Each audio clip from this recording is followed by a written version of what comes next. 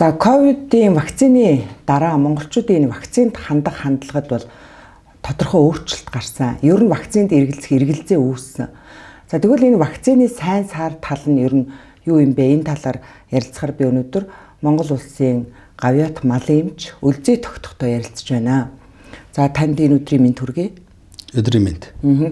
Сүүлийн үед энэ вакцин гэдэг зүйлийн талаар ярих одоо маш эмзэг асуудал болоод сүүлдээ олон нийтийн сүлжээ энд хүртэл одоо вакцины талаар ярьсан болгоныг устгадаг ийм жишг тогтчлоо. Тэгэд яагаад ингэтлээ вакцинаас одоо болгоомжлоод вакцины талаар ярьсан болгоныг ингэж худал гэж үгүйсгдэг ийм зүйл бий болчихов. Ер нь вакцин болвол өөрөө нэлээд эмзэг бүтээгдэхүүн л дээ. Тэгээд их болгоомжтой харьцах ёстой. Вакциныг буруу хэрэглэх юм бол алгын зэвсэг, зөв хэрэглэх юм бол тодорхой халдвараас сэргийлэх эмчилсэн сэргийлэх бүтээгдэхүүн гэдэг ийм ангилд ордог. Тэгэхээр энэ эмзэглээд одоо Монгол улсын төр засгаас ч тэр гадаадын байгууллагуудаас ч тэр вакцины асуудлаар ярьсан хүмүүсийг буруутгадаг, вакцины талын мэдээллийг цензурдаг. Энэ асуудал бол нөгөө энгийнээр хэлбэл зөөлөн хэлбэл ноото хатууруулж хэлбэл нэлээд аюултай бүтээгдэхүүнийг дэлхийн хүн амд тэр дундаа Монголд ч гэсэн тийм бүтээгдэхүүн болгож өөрөөр хэлбэл сэргийлэх зорилгоос нь нөгөө эмчилсэн сэргийлэх зорилгоос нь өөр зорилгоор хэрэглээд байна л гэж хардхаас өөр аргагүй байдалд хүрчихээд байгаа. Өмнө нь бид нар яг вакциныг бол за маш энэ бол одоо шинжлэх ухааны гайхамшиг олон халдвартай өвчнөөс сэргийлдэг гол зүйл гэд ямар ч эргэлзээгүйгээр тариулдаг байлаа. За бүр товлт вакцин гэж хугацаанд нь тий. Гэтэл энэ COVID-19 вакцинаас хойш энэ вакцин чинь ер нь одоо зөв юм уу, буруу юм уу? Яагаад гэвэл энэ олон өвчлөл өвхөл бий болчдөг үлээгээд ингэ зог тусаад эргэлзэх ийм нөхцөл үүсчихсэн.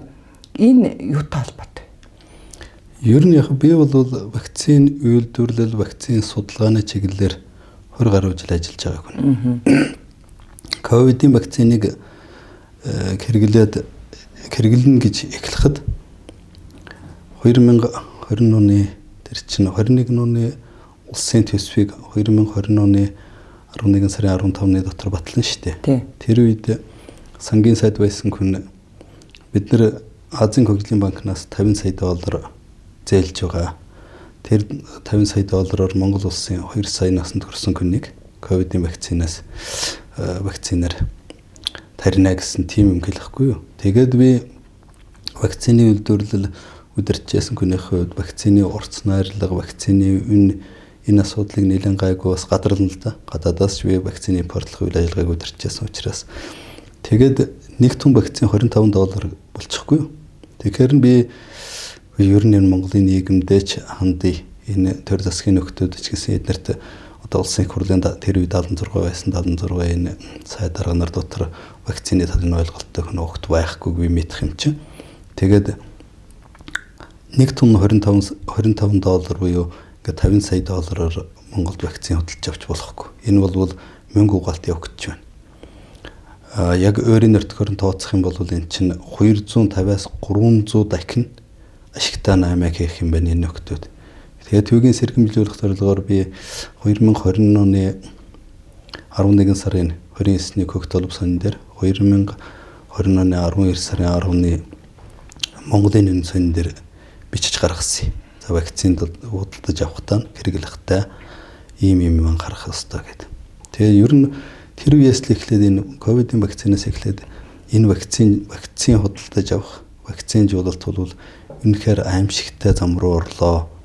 Энэ бол өмнө нь миний мэддэг байсан нөгөө мал эмнэлгийн зорилттой годаажхан яам мал эмнэлгийн ерөнхий газрынхны худалдаж авдаг тэр вакцины 8-ны араас урсан байна. Тэгтэн хүний эрүүл мэндээр тоглох юм байна. Вакцин биш юмыг вакцин гэж худалдаж авах юм байна гэдгийг би судлаачийн хувьд, мэрэгчлэтний хувьд шууд сонсоод мэдэрсэн л дээ. Тэгээд түүнийг л бичиж гаргасан юм. Одоо тэгээд тэр нөлөөлөл үзүүлсэн үү? Яг тэр үед за мөнгө түүнээс гадна ковидын вакцин гэдгийг одоо яг ямар вакцин тарих гэдэг юм бэ гэдгээ манайх ер нь судалсан байсан. Яаж судалт вэ? Тэр үед ч ерөөсө ковид бол нэг албан ёсоор уншлагдсан 2019 оны 12 сарын 31 гэдэг шүү дээ. Тэгэхээр 21 оны 1-2 сараас тэр вакциныг худалдаж авах гэдэг байгаа байхгүй юу? Тэгээд тооцохдоор нэг жил гаруй хугацаанд вакцин битээч гэсэн болж таарах гэдэг юм. Тэгэхээр ерөөсөө дэлхийн шинжилгээ ухаан 1879 онд вакцин гэдэг үгийг анх нээгээд вакцины анхны загварыг нээснээс хойш судлаачид түүн дээр ажиллаад хамгийн багадаа нэг вакцин битэх бол 8 жил юм байна. Дээдлийн хугацаанд 50 жил юм байна. Нэг вакциныг битэх. Тэгэхээр ийм хугацаанд битээдэг энэ хугацаанд яагаад ингэж урт хугацаа зарцуулдаг гэдгийг судлаачийнхаа хувьд би мэднэ. Өөрөөр хэлбэл тэр ямар одоо хүн дээр гэхэд ямар насны хүүхдэд тарих юм. Эсвэл насанд хүрсэн хүн дээр яаж тарих юм. Ямар тунгаар тарих юм. Нэг тундаа гулгадах вирус бол таньцсан хэд байх юм. Бактери бол колоноскох нэгж нь хэд байх юм. Идэвхтэй жуулсан вакцин бол антигены титр хэд байх юм гээд бүгдийн нөгөө хугацаа шаарддаг учраас энэ худалдаж авах гэж байгаа вакцин бол вакцин биш байна. Энэ бол вакцины туршилтын загвар байна. Монголчуудыг вакцины туршилтанд оруулж өөрөөр хэлбэл цагаан улган усан гахаа туулааны оронд монголчуудыг хэрэглэх гэж байгаа юм байна. Тийм учраас монголчууд минь сэрэмжтэй байгаараа төр засгийнхан маань битгий монголчуудаар туршилт хийгээрээ тэр 400 сая гэд дээр тэр 300 сая энтхэг дээр туршин үз. Манайхан чинь цөөх юм. Тэгээ энэ дээр битгий туршаачаал гэж би гуйж үрээсэн. Тэгээд үндсэндээ тэр уриалга эднэр хүрээгүй л дээ. Ер нь бол тэр чанаргүй вакцин биш юмыг вакцин гэж авч ирж хэрэгэлсэн. Түүний ганцхан шалгуур байгаа. Вакциныг тарьсан болвол 21 хоногийн дараа ч юм уу 30 хоногийн дараа дархлаа тогтоод өвчлөхгүй байх ёстой. Монголд вакцин тариулсан бүх хүн баг толгой дараал нэвдсэн. 1 тариулсан ч өвдсөн, 2 тариулсан нэвдсэн, 3 тариулсан нэвдсэн, 4 тариулсан нэвдсэн. Тэгэхээр вакцин биш гэдэг нь зүгээр энэ чинь эрүүл ухаантай хүн заавал энэ биологч, малын эмч, хүн эмч байгаад ах шаардлагагүй. Ингийн хүнд бүгд ойлгомжтой байхгүй. Тий, одоо анх вакцинжуулна ковидаас сэргийлж гэлтэхэд за ингээд вакцина хийлэгчүүл энэ ковидыг тусахгүй мэн гэж бид нар бол ойлгосон. Одоо дархлаа тогтоочих юм байна гэд. Гэтэл Монголд яасан бэ гэсэн хамгийн сонин нэг ажиглагдчихсан юм нь ковидын вакцин тарьлаа. Өмнө нь байсан өвчлөл, үхэл бүр эсрэгээр маш огцом өссөн байдаг. Тэр судалгааны дүнг бас графикаас ч гэсэн харж болохоор байдаг тийм ээ. Тэгэхээр энэ юутай холбоотой? Энэ бүр баг нөгөө эсрэг үр дүнгээ үзүүлсэн шүү дээ. Ер нь яг би тэр асуудлыг Монголд баг судлаач мэргэжлийн хувьд анх удаа гаргаж тавьсан байх. Манай хөдөөжихөн салбараас лав нэг ч хүн байхгүй, биологоос нэг ч хүн яриаггүй, хүний эмнэлгээс ч гэсэн би тэгж бичсэн ярьсан хүн сонсоогүй.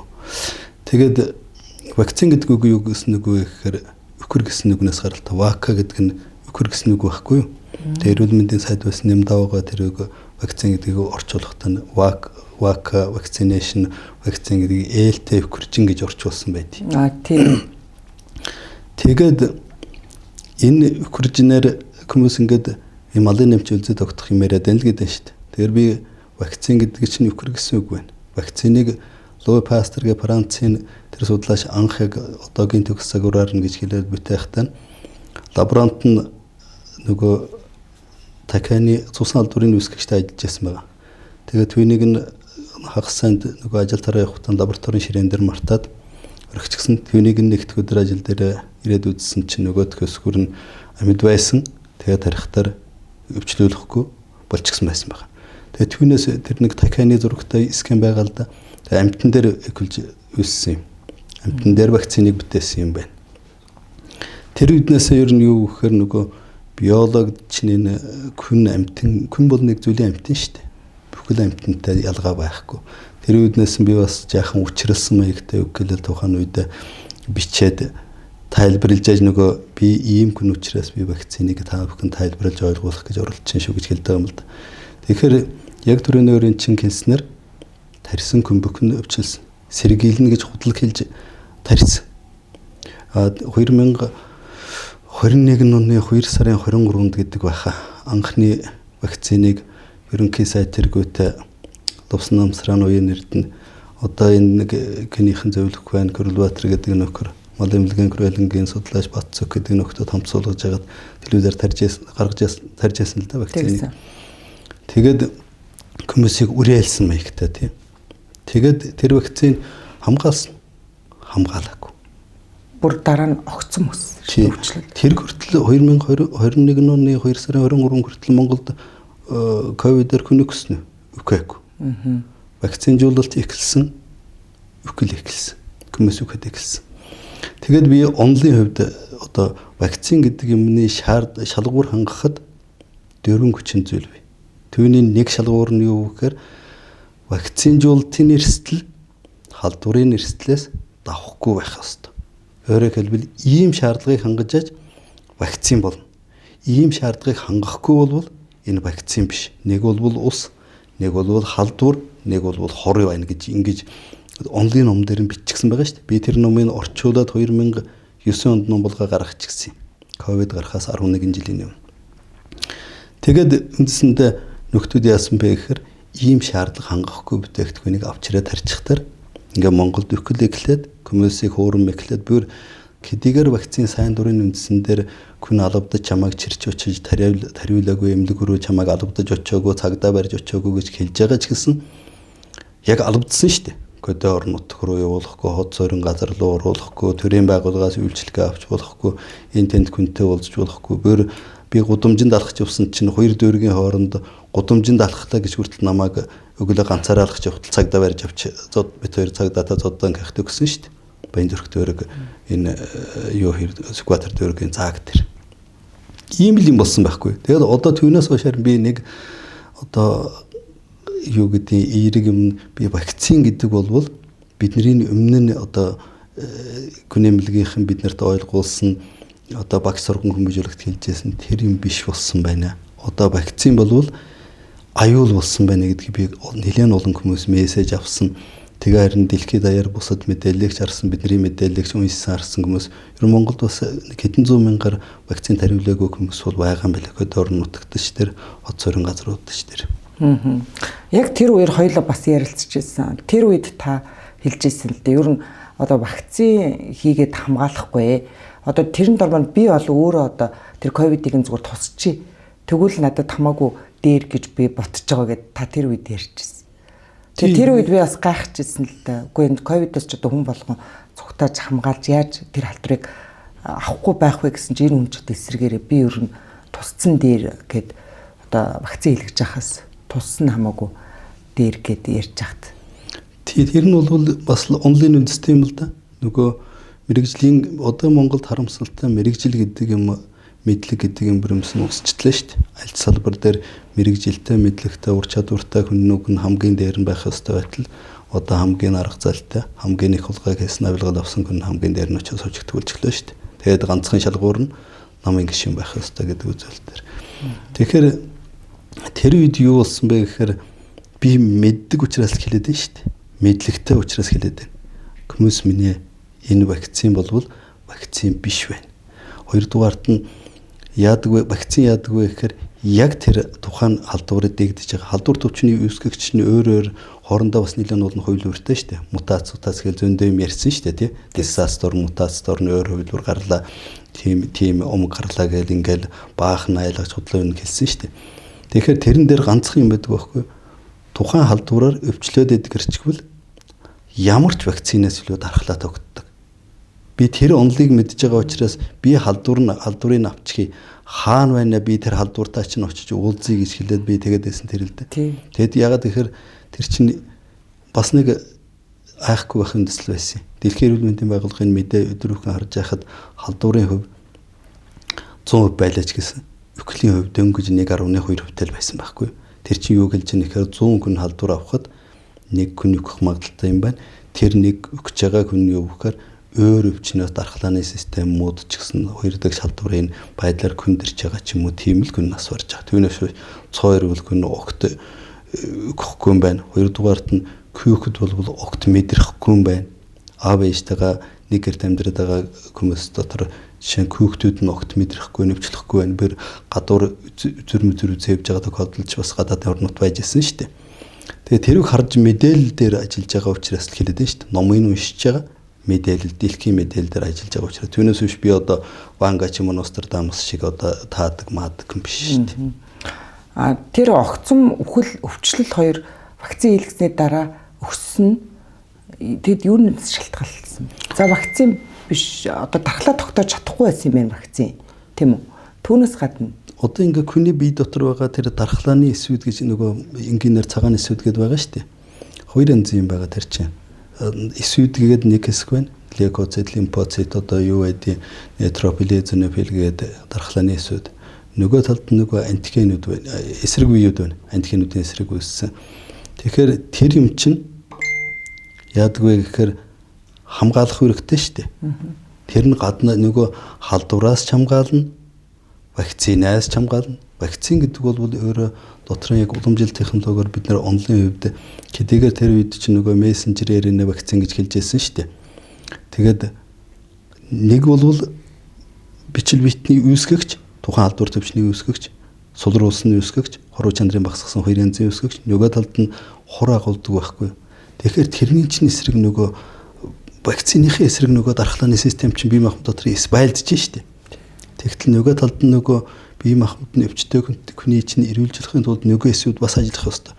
Тэгэхээр нөгөө дархлааны эс чинь крүцэхгүй болж байгаа байхгүй. Сүүр өвчтөй ч юм уу аж ахуй нь бас нууц хэлбэрийн халдвар малдвартай ч юм уу байсан хүмүүс эднэрийг нөгөө дархлааны эс чинь тийшээ вакцинтай байлдаа явчих хаагаар нөгөө төвчин хүндрээд өгч байгаа байхгүй.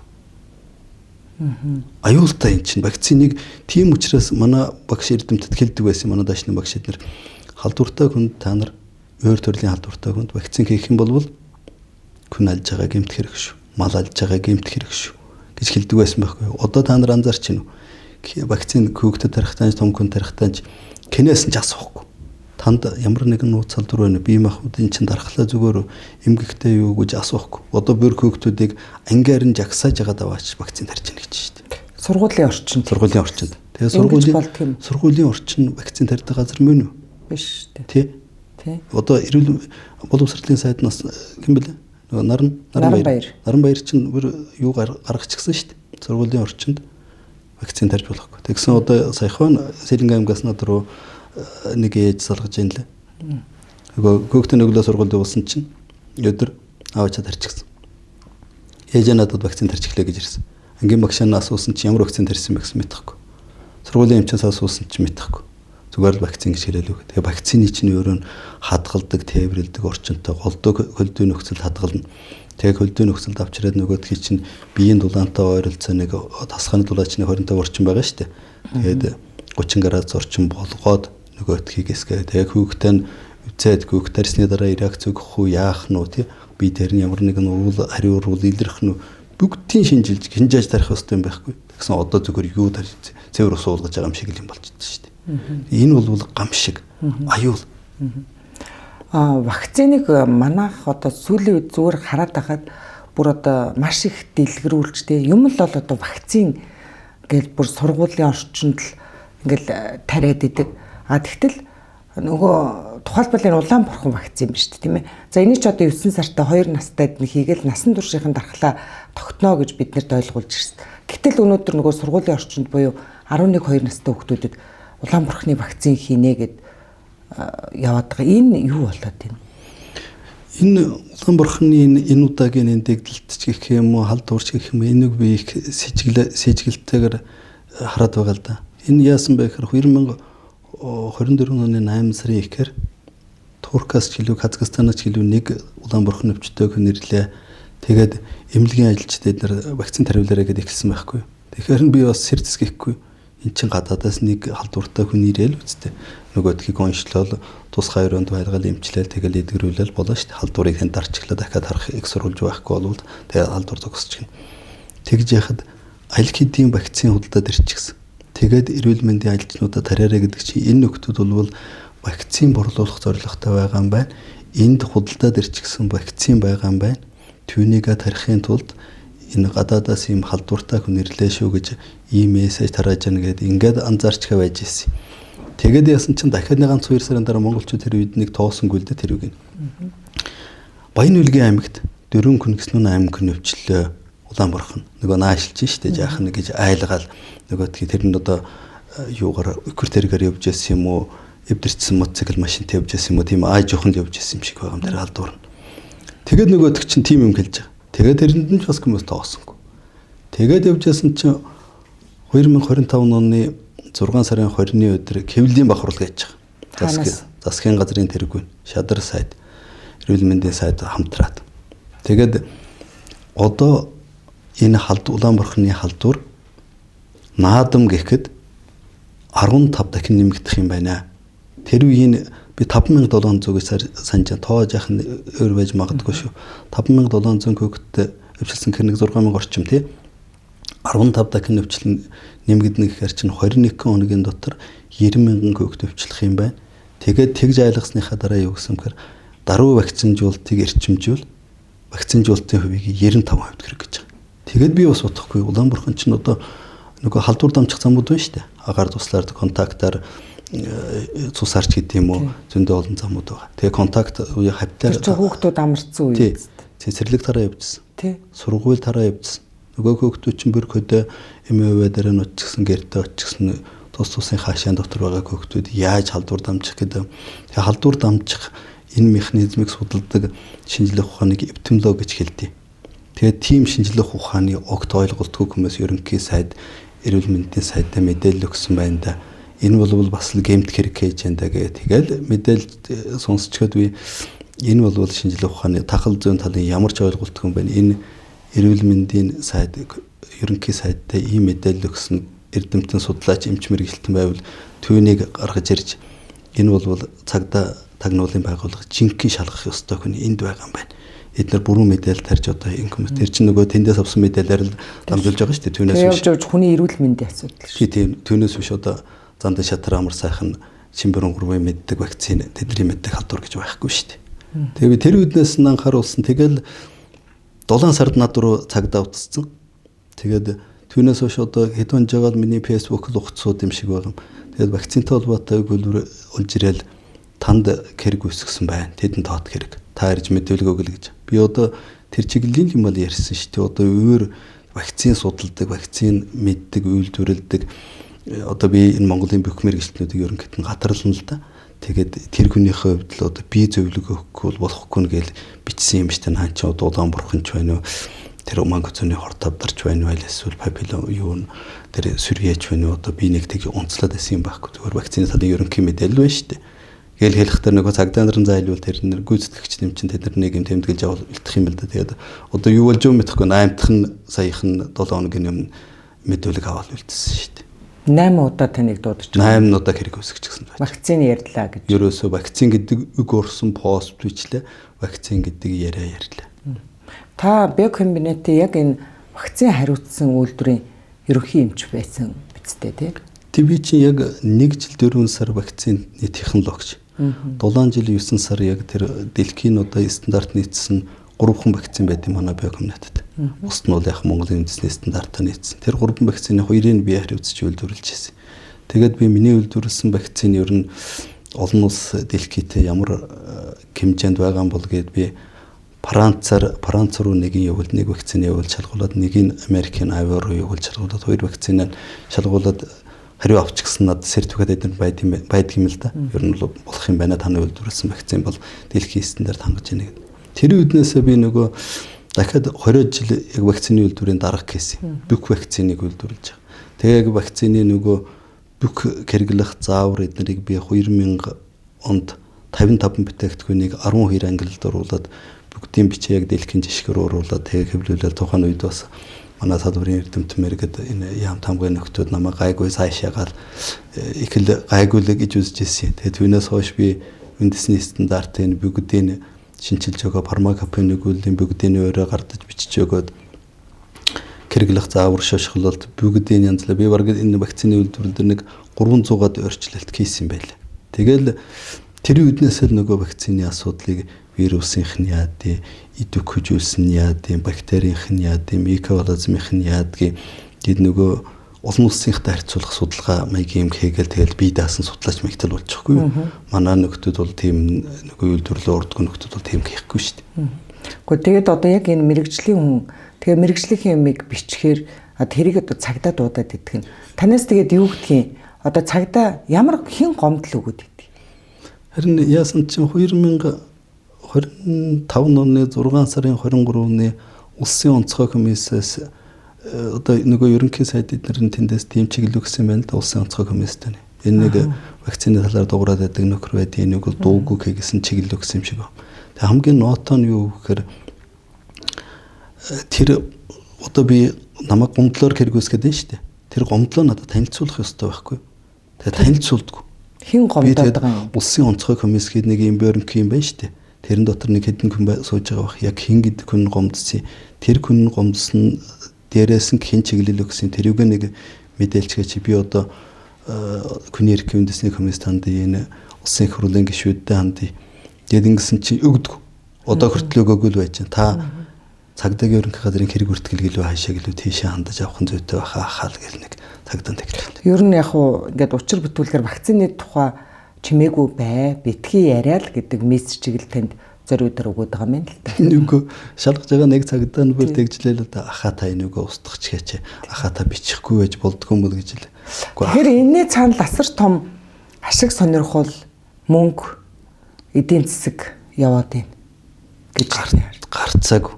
Энийг бол одоо тэр 2024 оны 12 сарын 4-ний өдөр бид нэр хүний эрх үндэсний комиссээр вакцины талаар асуудал гүндэг мэргэжилтнүүд над бүр албан ёсны гарын нүсгтэй тамгатай бичгэрсэнтэй та би нэг мал эмнэлгийн холбооны юу гүйцэтгэх захирлын ажил хийжсэн. Тэгээд ирж юу өгөөч.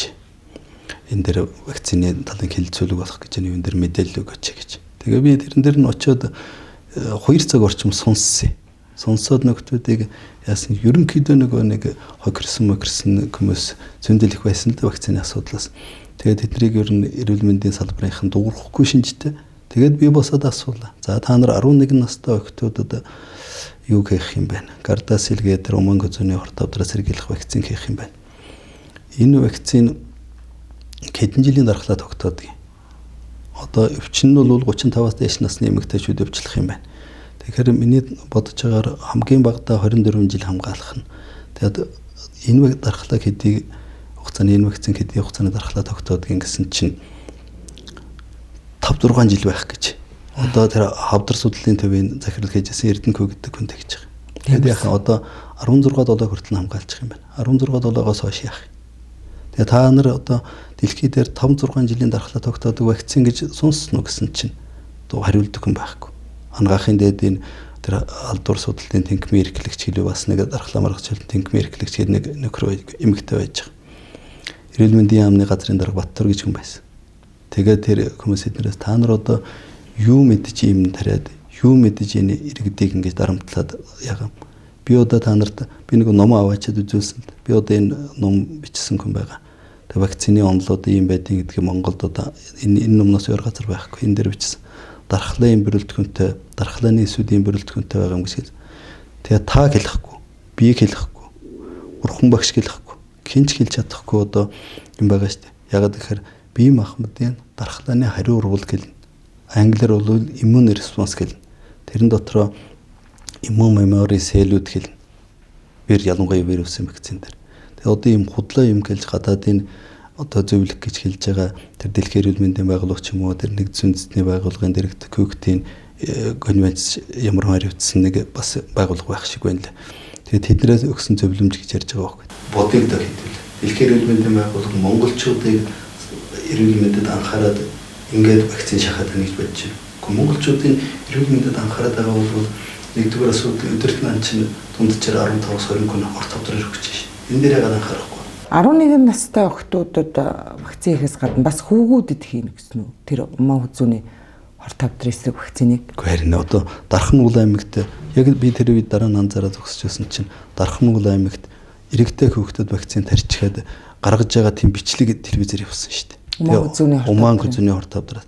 Тэгээ эмэгтэй хүүхд, эрэгтэй хүүхдэд умаа байд юм уу гэсэн. Дараа нь бас гадаад дотоод энэ хүүхдүүд эднэр бичиж байгаамаа нөгөө секс хийхээр эрэгтэй хүний ТРК тэр вирус надгалагдж байгаад дамждیں۔ гэж. Гэхдээ дэлхийн шинжилгээ ухаанд халдварыг дамжуулагчийг вакцинжуулдаг тохиолдол байхгүй шүү дээ.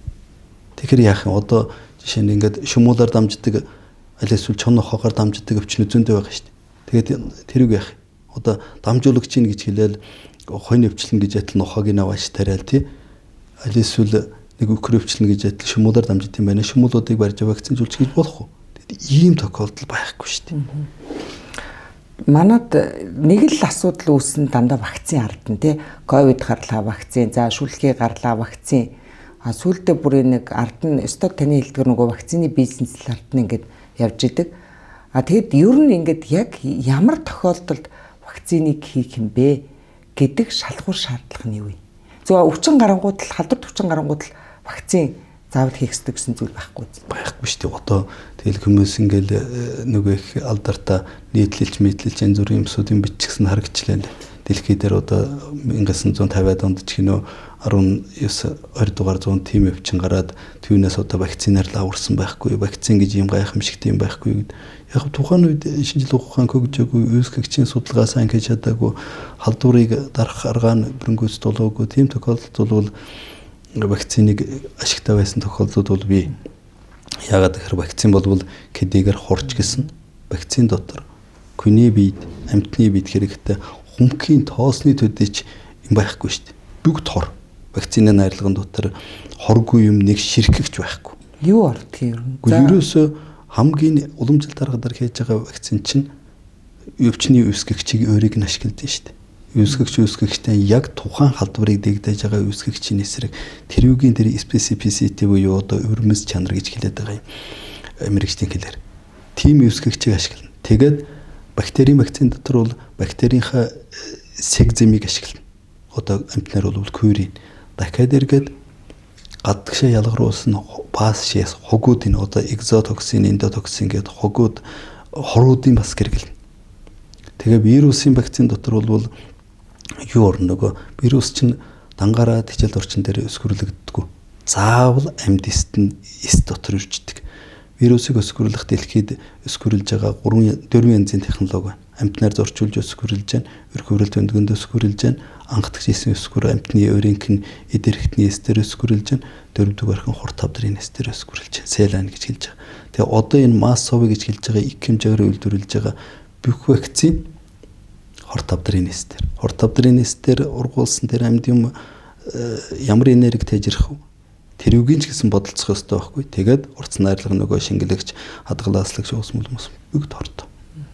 Яг ямар тохиолдолд хийх ёстой вэ? Вакцины ганцхан тохиолдолд л хийн. Вакцин тухайн халдвар их аюултай. Одоо магадгүй шүүний томоо ч юм уу ийм халдвар гараад өклийн хувь жишээ нь 10-аас дээш ч юм уу 100 хүн халдварлахад 10 хүн өкөлнө гэдэг чинь амар өндрүүлж шүү дээ. Магадгүй 90 ч өрөх магадaltaй. Тийм тохиолдолд хэрэглэнэ. Түүнээс биш нөгөө өмнө нь дурдсан ковид шиг ингээд мус хоожаад нэг хэдэн өдөр халуураад идэг ийм тохиолдолд вакцин хэрэглэдэг. Яагаад гэхээр халдвартай үүсгэх зөнд байна шүү дээ. Дэлхий дээр чинь одоо баг энэ одоо микроорганизм эргэн тойронд бол хитэн 100,000 гараа байна.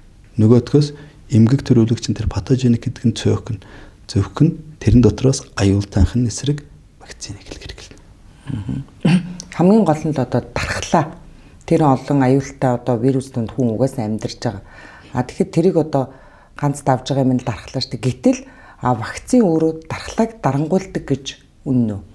Үнэн шүү дээ. Ер нь одоо энэ ковидын үед бол маш их анзаарэгдсэн шүү дээ. Надад нэгдүгээр эмнэлэгт ажиллаж байгаа тэтгэврт гарсан 70 гаруй насны хүн байсан тухайн үед хорлоо гэсэн байх. Тэр хүн шууд өөрөө эмчгэн учраас мэдэрч гिचсэн байхгүй. Миний бүрчлөөз 40 гаруй жил сэдрээгүй байсан. Тэгсэн чинь вакцин тариад шууд сэдэрлээ. Вакцин тариулчихсан чинь одоо би яах вэ гэж удасчихсан л да. Тэгээд шууд зогсоо. Наад чи ямар ч аюулгүй өвчин тэгээ болоо. Дахиад зүгээр манайхны ойр тойрноос ч гэсэн тийм асуудал гарсан шүү дээ. Тэр бол зөндөө одоо ёстой өвчин сэдрээд нөгөө хууч өвчнүүд нь сэдрээд явчихсан шүү дээ. Яг тэр ковидын вакцин бол бүр тодорхой харуул. Зөнд. Тэгэхээр би түрүүнийг бас нэг тайлбарласан. Вакцин болвол дархлааны системийг нөгөө дотор байгаа эсийн чин ток хязгаартай. Тэр эсүүдийн чинь одоо нэг вакцин дотор бид тэгэхээр өөрийнхөө гардаж үйлдвэрлэж ирсэн вакциныг хэлэхдээ нэг тун дотор нь 10 тэрбум бактери. Нэг дотор нь 2 тэрбум бактери ордог байхгүй. Өөрөөр хэлбэл тэр 2 тэрбум бактеритай чинь бие махбодын дотроос 2 тэрбум дархлаанаас иш явчихна гэсэн үг байхгүй. Тэгэхээр хүний бие дотор чинь байнга л өөрийнх нь эдээс өгөж хорогдож ховхорч явж байгаа дахиад гадны өөр төрлийн үүсгэгч эмгэг төрүүлэгчд явж байгаа тэрнтэй тэмцэж байх ёстой нөгөө дархлааны эсэд чинь ийшээ вакцин гэдэг гаднаас орж байгаа хорны эсрэг аваа явчих тэр нөгөөдгөө тэмцэж чадахгүй болчих юм шүү дээ. Зүгээр л энгийн ойлгодог байхгүй. Вакцины тэр найрлаганд одоо хамгийн хор болгоныг л оруулдаг юм бол одоо энэ маш аюултай зүйл юм л да. Тэгэхээр нөгөө вакцин ер нь мөн юм уу, хор юм уу, сайн вакцин юм уу, одоо муугар нөлөөлөх те хорн юм уу гэдгийг ямар шалгуураар тэгээд тогтоох вэ? Хор учраас ерөөсөө бидний нэг хэрэгжилж байгаа хүн төрөлхтөн хэрэгжилж байгаа бүх эм хор. Бүх вакцин хор шүү дээ. Тэгэхээр тэр хордуулалт хорноос илүү аюултай тийм халдварт өвчин тусах гэж ирж явна гэсэн тийм тохиолдол хэрэглэнэ. Одоо та нарын энэ хүүхдүүдэд тарьж байгаа тэр октодод тарьж байгаа тэр үсгэгч хаана юу юм? 11 настай охинд тэр уман күзний халдварын үсгэгч хаанаас орж ирэх гэдэг. Байхгүй байх үстэй. Үсгэгч байхгүй. Айхаа юул байхгүй. Тэгэхээр ийм юмнаас нь ер нь бол мунхруулах гэж тариад байна шүү дээ. Энэ ирээдүйд одоо 35 наснаас дээш 40 наснаас дээш эрүүл мэндийн яамд ажиллаж байсан наран цэцэгчлүү наран гэрэлтчлүүнийг тийм хүн ТВС-ийн мэдээгээр өнөөдөр яриа зогсож байсан байхгүй өнгөрсөн үйл. Одоо эртхэн тариулчих юм бол энэ өвчнөөс сэргийлдэг. Гэхдээ ийм хорлон сүйтгэл ийм аюул байж болохгүй шүү дээ. Энд чинь гам шиг. Тэр хүмүүс хэн хэлж өгсөн бэ гэхээр тэр хүмүүс нэгж тийм хүүхдтэй уулзраагүй, нэгж хүүхдээр туршилт хийгээгүй хэн хэлсэн? Нөгөө дэлхийн эрүүл мэндийн байгууллагын зөвлөхөд хэлсэн. Нөгөөдхийг тот шиг ингээд автоматар чэйжилчгээд дамжуулаад хэлээд Монгол хүүхдийг алаа зогсож шүү дээ. Одоо 11 настай охин умаа үзүүний хорт авдраар өвчлөн гэдэг бол мэдгүй би л сонсож байгаагүй. Ер нь энэ өвчин тэгээд яаж хизэнээс ер нь манад бүртгэгдсэн? Ер нь яг би наривчсан зүгээр судалгаалах саяхнаас л байх гэзээ монголчууд өмнө тийм ер нь 90 оноос өмнө Монголд тэр рак өмнө гэж хэлдэг байсан шүү дээ. Тэгээд юуныхын чинь хүмүүс чинь нэрийг хэлдэг. Муу юм тусч гинэ. Одоо сум дээр ярьж яхад тэр чинь нэг бараг л нэг жилд нэг хүн дээр байсан үгүй юу тийм л байсан шүү дээ. Одоо л энэ сүүлийн 30 жил энэ гэл гайл хоол ундын бүх юм ингээд эм тарай бүх юм замбрааг уулзснаас болол орт тавдар ихсчихлээ шүү дээ. Зүгээр энэ статистикийн нэг жаахан наривчилсан судалгаа хийгээд энэ мэрэгчлүүд эднэрс чамэр байгаа байхгүй. Одоо дугурдаг хүн алга болчихлоо шүү дээ. Ягаад тэгэхээр бүгдийг аваач цагдаагаар шалгуулдаг, бүгдийг ажлаас салдаг, тий? Заримдаа бүр эркет хүртэл над руу явуулж ирсэн шүү дээ. Тэгэд өмнө нь ер нь одоо вакцин гэдэг зүйлийг ингэж хэрэглэдэггүй байхад тэгээд халдвараас яаж хамгаалж ирсэн? Ерөөсөө тийм яг халдвар тохиолдод өгчээсэн тохиолдлууд бол мэдээлэл эдгээр байдаг юм байна лээ. Бүр одоо энэ яг дархлааны энэ вакцин судлалын огтх нэг бүр анхны төвкээс нүцхэд 12 3 дугаар үед 100-ны үед кетууд ажиглажсэн нөгөө нэг халдвараар өвчлөөд эдгэрсэн хүн дараагийн халдварын үед өвчлөлтгүй юм байна. Тэсвэртэй болж идэм байна гэдгийг анзаарч ирсэн гэж байгаа. Монголчууд бас тэр үг хийжсэн. Монголчууд яаж ирсэн бэ гэхээр өвчтөе Украинхаа цусыг аваад тусгай савнд хийгээд газрын гүнд нөгөөдхийн 7 хоног булаад байлгаж ягаад тэг гаргаж ирээд эрүүл өхөртэй ингээ халдаахаар нөгөө хөрөөд нь хөнгөн өвчлөлтөг ч юм уу дархлаатай уулзчихсан тийм тохиолдлууд бас байжсэн гэж байгаа. Тэгэхээр ийм учраас бие махбод өөрөөсөө тэр гадны орчинд чинь бактери вирус магадгүй хүнээс өмнө үүссэн байж таарна шүү дээ. Хүний үүсэл одоо яг энэ Homo sapiens хэлбэрээрээ бол 1 сая орчим жил гэж хэлээд байгаа шүү дээ. Тэгэхээр түүнээс өмнө ах настай л байж байгаа. Тэгэхээр тэрнтэй хамтран амьдрал ирсэн байхгүй юу? Ер нь одоо вакцин гэдэг юм чинь 150 жилийн настай. Тэгээ түүнээс өмнө хүн төрлөختөн зүв зүгээр явд ирсэн байгаа үст. Яаж хамгаалаад ирсэн бэ? Гү тэр үед тийм өвчин гарч байсан ч юм уу халдвар нь жоохон гараад өөрөө идэгч шүү дээ. Нөгөө ковид чиг л байхгүй юу. Тэгэхээр одоо тэр улаан бурхан нэг төрлийн таваас дурдлаа шүү дээ.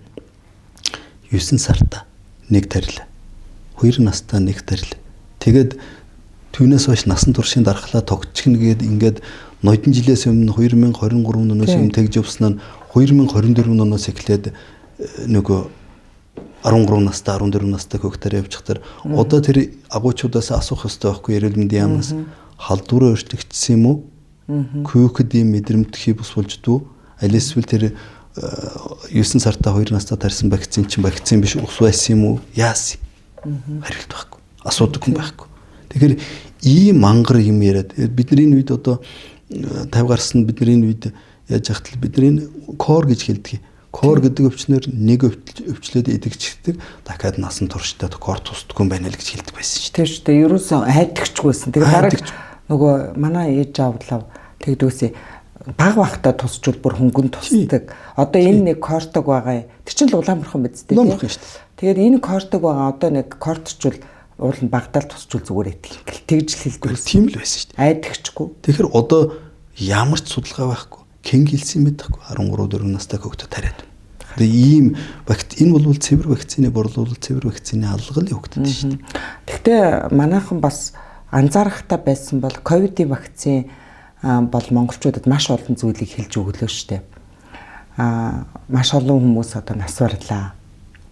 Тэгээд хахад одоо нөгөө вакцина хийлэг гэл тэгэхээр нь хийлгэл байж итгэл.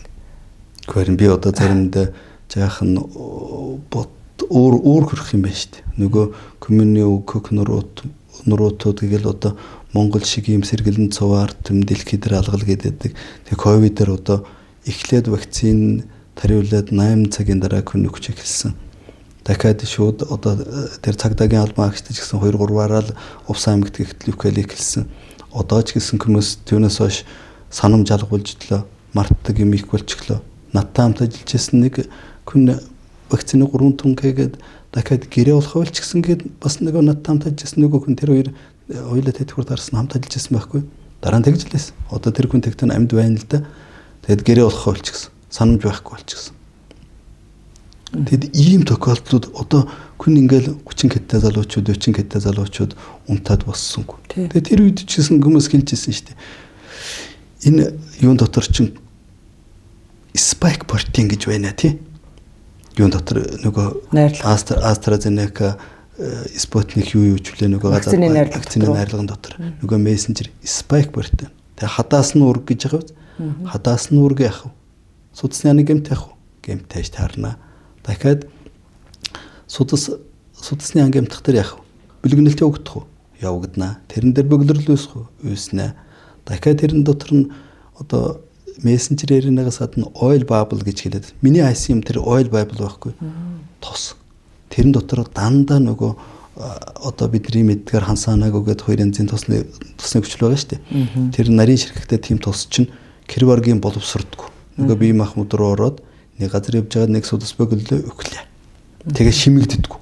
Тийм учраас гадаадын улс орнууд надад би 98-90 онд Японд сурч байхад Японы судлаачтай гэжсэн байхгүй. Oil adjuvant бид нэр хэрэглэхгүй. Oil adjuvant бол шимэгддэггүй. Мал дээр хэрэгэлдэггүй гэжсэн юм хүн дээр авчираад ингээ хэрэглээд явчихлаа шүү дээ сая чи. Тэгээд нөгөөдхийг юун руу тарьж байгаа юм тий. Суд суруу тарьж арай суд суруу шүү тарьяг л байх л та. Тэгэл дамжаал уран шүү дээ тэр чи дээр дамж тий.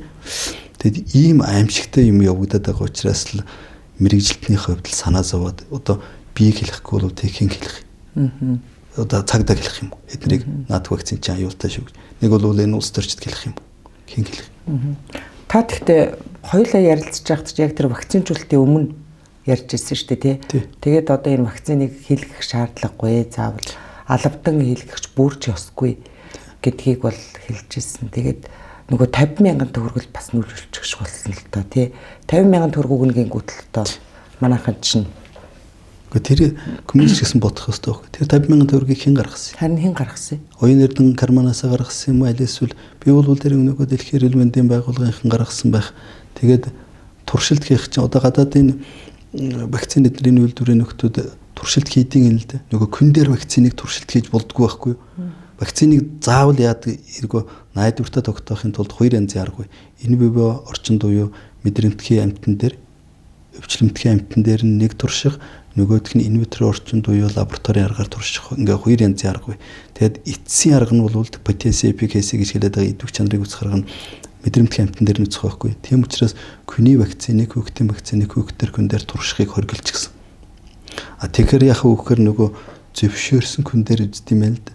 Зөвшөөрсөн хүн дээр үзэхийн тулд нөгөө хүмүүс чинь яг бас нэг эр зөрөгтэйч гэх юм уу нөгөө шийдчихсэн гарууд эднэр гадаадад 2000-аас 6,000 доллар аваад над дээр туршаа гэдэг зөвшөөрлөгөөд авдаг тийм тохиолдол байд юм байл л да. Тэгэхээр би монголчууд дээр бид нэр вакцины чинь сайхан тариад өгье. Мөнгө өгч Тэгээд эднэрт яах вэ? Нэг амсуулаад нэг 50,000 төгрөг өгч чад угаасаа гуйлах чинь болгоч гэсэн бид нар чинь одоо тийм ядуу сэтгэлгээтэй болгоч гэсэн байгаа юм чинь. Тэгээд уралдаа хүрээд ирнэ.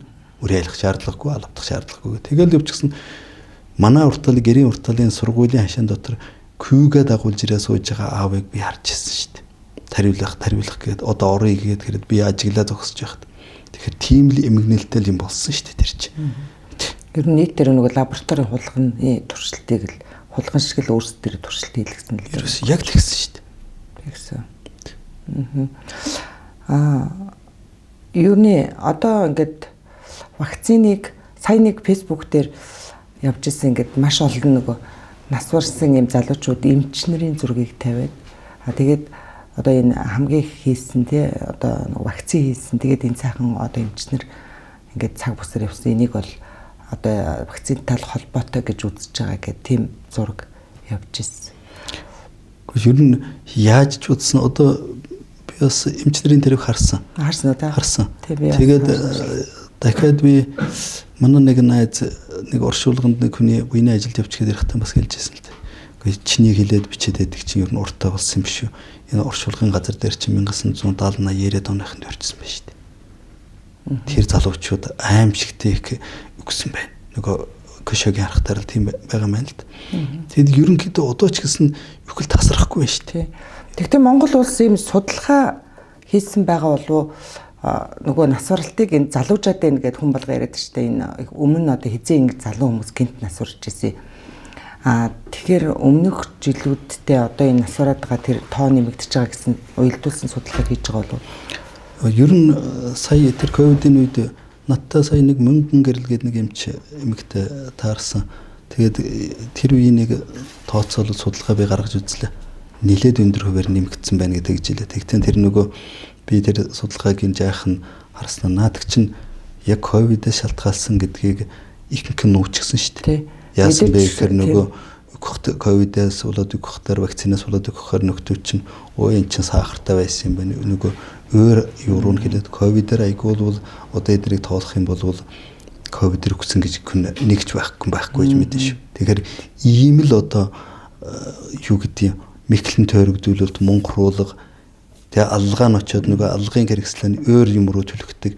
Ер нь судлаачд бичсэн байдаг ном дээр. Вакцин болвол вакцинжуулалтыг үнэлэхдээ давуу тал, сул тал гэдэг ингээ хоёр хэсэг болгож үзэж болно. Тэгэхээр давуу талыг нь бол сайхан вакцин баримтжуулаад аж болдог. Сул талуудыг нь бол нөгөө өөр олон юм руу төлөвч болдог учраас тэр disadvantage гэж хэлээд байгаа юмсууд нь нөгөө залдах боломж ихтэй шүү. Тийм учраас л вакциныг маш сайн тархвар зөөн халдварт үүсгэгчийн судалгаа эднэр хийж аж бие махбодын дархлааны хариу урвал гэдэг энэ 3-4 юмыг судалж ажил вакциныг тарах ёстой л гэдэг юм л да.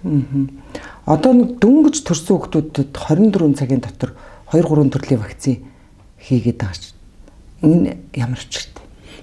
Яг нэг бол бас л нэг айлгын сөрдүүлэлт л явагдаад байна шүү дээ. Одоо би нэг юмыг магадгүй 30 жилийн өмнө 40 жилийн өмнө одоо төрх өрөөний ариун цэвэр эднэр сайнгүй битэмжлэл сайнгүй байс ариутгал халдваргуудгал сайнгүй байсан байж магадгүй.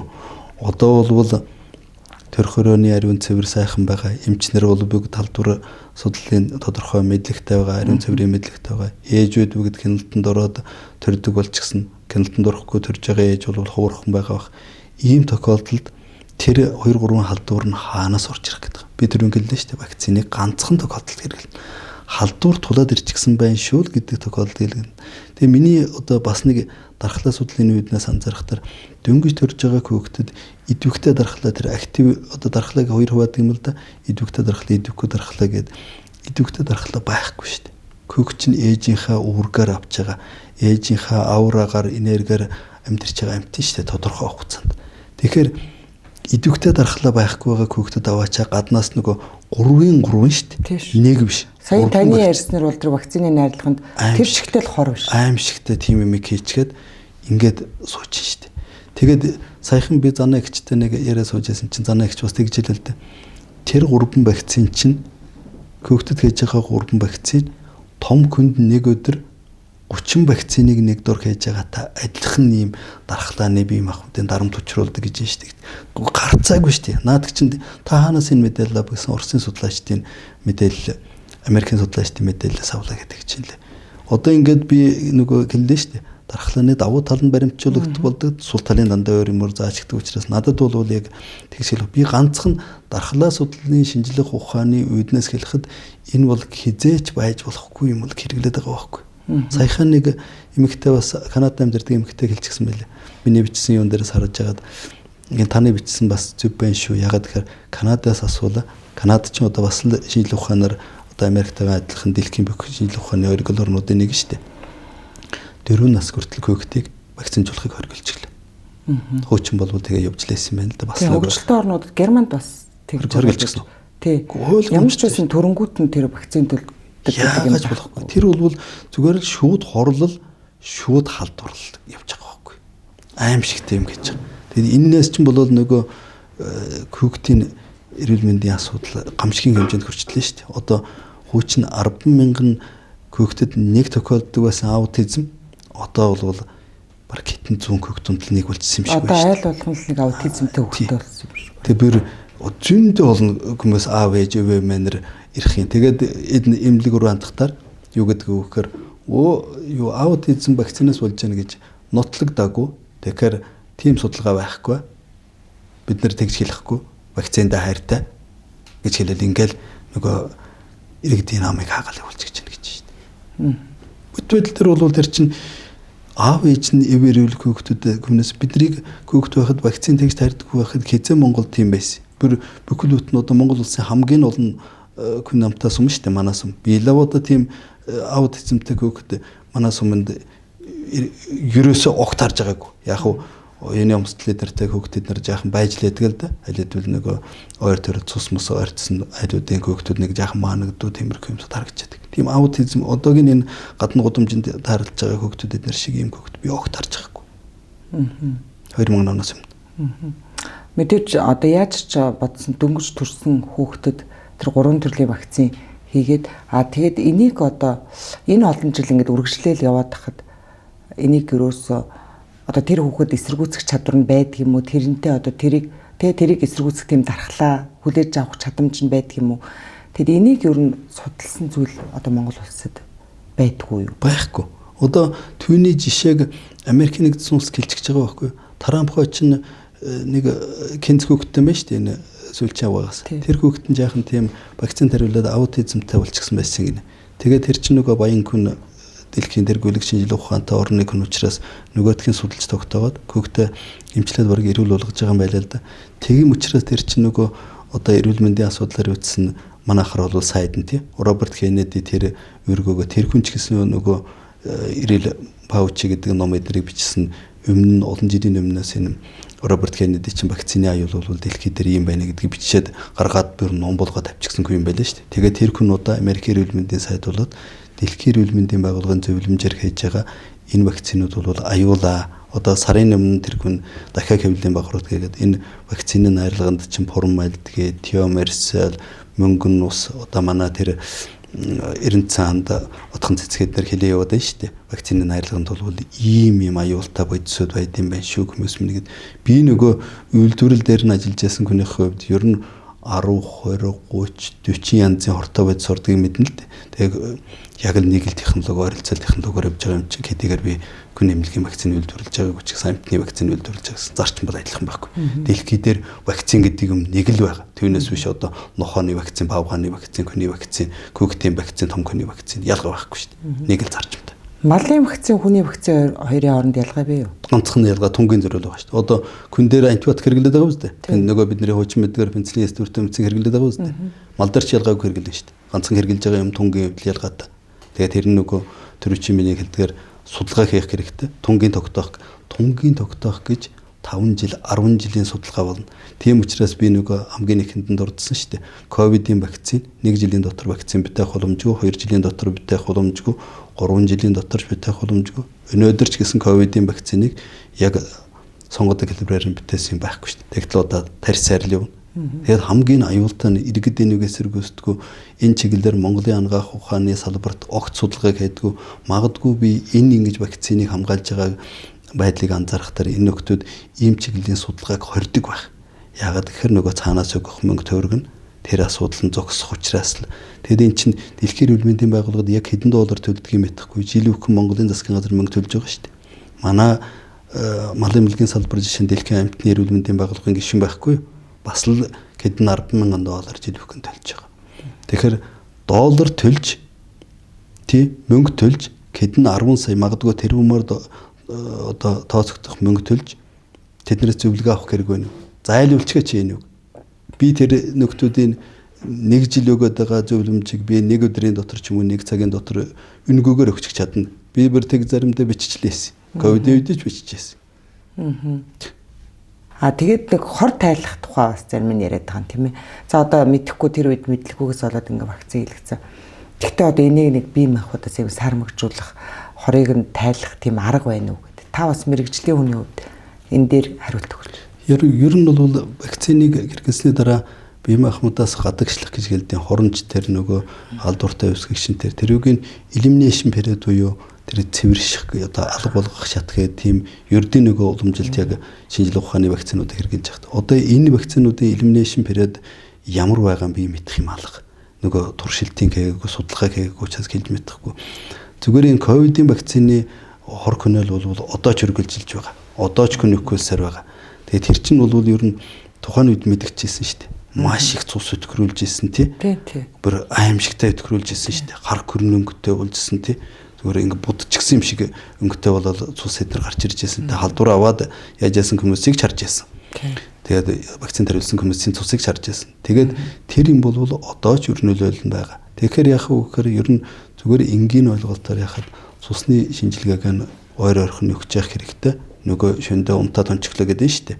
Тэгээд бэлэгнэлтийн асуудлыг шийдэж явах хэрэгтэй. Судасны эрүүл мэндийн асуудал ямар байна одоо ялангуяа эмзэг эрхтнүүдийн одоо зүрхэн дээр ч гэдэм үү тархин дээр нэг л жижиг богдорлоо болоод тэгэл шууд дорой хүчгэн шүү дээ. Судас агарах асуудал байна. Бид түрүүний спайк вартен дурдаад байна шүү дээ. Спайк вартен бол тэр яавч хадаас нь ураг тэр судасны ангимтэйдгүй ураг биш байж таарна.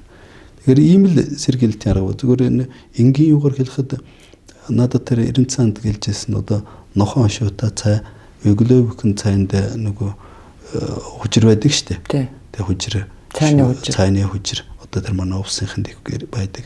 Тэр эднэрийг сайн хэрглэж явал цусыг сайхан шингэлд юм байна гэж. Цус шингэлэх юм бол зайлшгүй хэрглэх хэрэгтэй.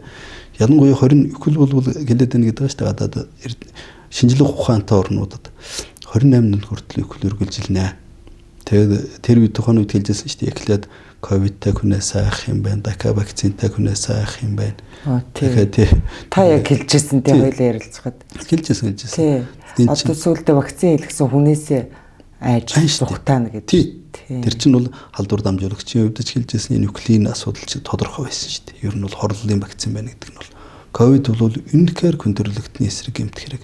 Тэр халдварыг тараасан хүмүүсийг одоо би энэ Монголд энэ тэрүүн би нэг жишээ хэллээ шүү дээ. Гадаадаас нэг хүн ирлээ, Баянүлгийн аймаг дээр дөрөнгөн. Энэ бол ингээд дахиад хөгтөнд авчир тараалаа. Энэ бол зүгээр тохиолдол биш.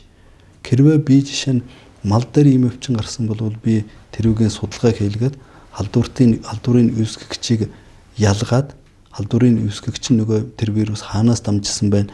Энд гарал үүслийг тогтоох ёстой байхгүй юу? Нөгөө хүний гарал үүсэл, амтны гарал үүсэл гэдэг шиг үүсгэгчийн гарал үүслийг бас тогтоох боломжтой. Тим судалгааг хийх ёстой.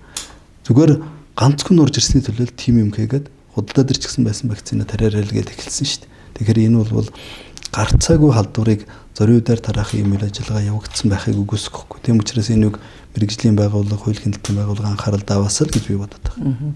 Тэгээд ковидын вакцин за таныхаар бол одоо вакцины шаардлага хангахгүй маш богино хугацаанд одоо хийсэн нэг ёсондоо ковидын вакцин гэдээ бид нарт тарьсан тэр зүйл вакцин биш байсан гэж тайлах гэдэг юм. Эргэлзээгүй биш. Тэр одоо ч би тэр Pfizer-ын ч тэр AstraZeneca-ын ч тэр Sputnik-ын ч тэр Sinovac-ын ч тэр бүгд вакцин биш.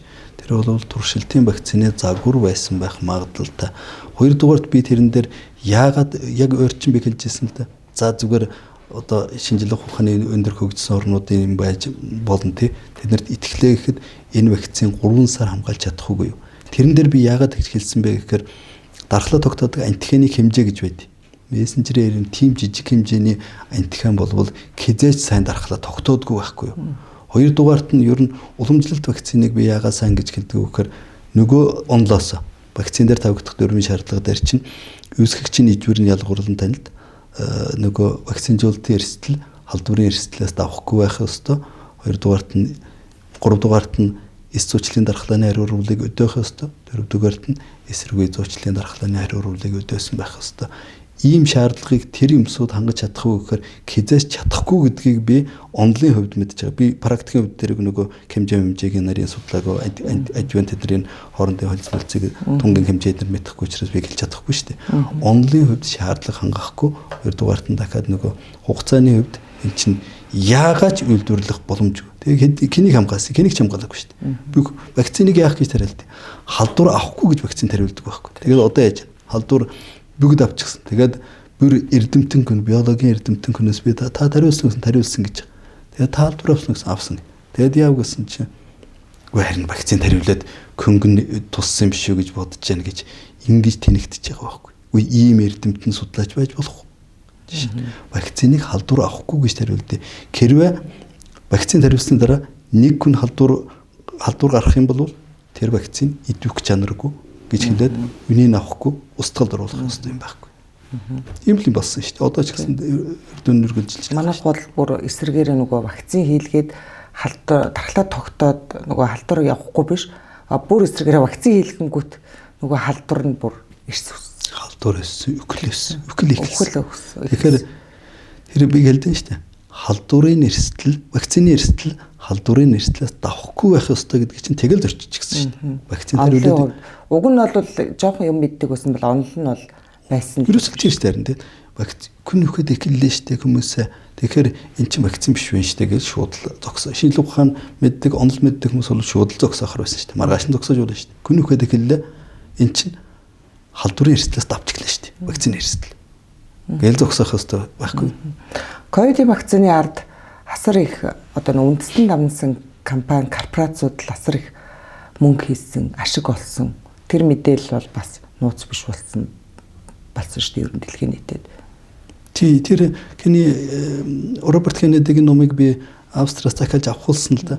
Тэгээ тэрэн дээр бас байна лээ. Тэр нөгөө юуных нь хэмжээд нэр ковидын вакцинаас олсон мөнгөний хэмжээ. Тий, өмнөх үгэн дээр нь байлуу, юун дээр байлуу. Тэгээ манай дээр ч гэсэн орчуулагдаад Монголд бас тийм мэдээлэл сошиалээр явж байсан л да. Энэ бол нөгөө арай одоо энэ Zuckerberg-ийн компани ч бас байсан байх тий. Ер нь бол маш их мөнгө оллоо. Мэдээж нөгөө энэ вакцин жуултын чартал дээр нөгөө их агуу Билл Гейтс эднэр байж байгаа шүү дээ. Билл Гейтсийн саман тий, Мелинда Гейтсийн саман гэж юмсууд Африкт. Тэгээ ерөнхийдөө одоо шинжлэх ухаан хөгжөөгүй газар, хуурамч шинжлэх ухаан сайн хөгжсөн газар л энэ вакцин жуулчны юм хүч авч байгаа шүү дээ. Тэгээ манай энэ эрдэмтэн мэргэд гээд байгаа нөхдөө чинь ном уншаагүй. Күнтэй мэдээлэл солилцож чадахгүй. Одоо жишээ нь намайг заримдаа бичиж байгаа юм байна гэж юм л нэг муу малын нэмчилгээд байна гэж. Үгүй би малын нэмчийн сургууль төгссөн. Тэгтээ би төгсөө тэр мэргэжлэр ажиллаагүй л да. Төгсөөл би вакцины нэмчил болжсэн байхгүй. Нөгөө тэр дундаа бүр бактериологч нь болчихсон шүү дээ. Тэгээд энэ нөхөр одоо юу хэлээд байна? Ном бичсэн байх. Энэ бас нэг 200-300 юм бичээд Монгол улсын энэ холбогдох эрдмийн зөвлөл нөгөө стандарт яам тамгаараа батлуулчихсан байх. Энэ одоо арай хоосон толгой биш вэ гэд нэг удаад хоёр үлзий тогтгоо хүрээд ирээч.